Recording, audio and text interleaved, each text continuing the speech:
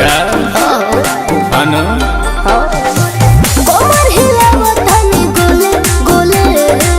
के कर मजाल भजे बोले बोले मारे लू काजरा लगावे लू झगड़ा करे लू दूध के दूला बाहर चढ़ल जवानी रसगुल्ला बाहर चढ़ल जवानी रसगुल्ला ए रसगुल्ला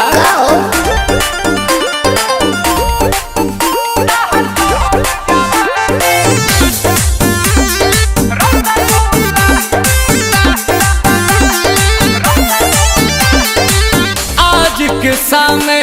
तोहर हिना में कई के आइलो हम बानी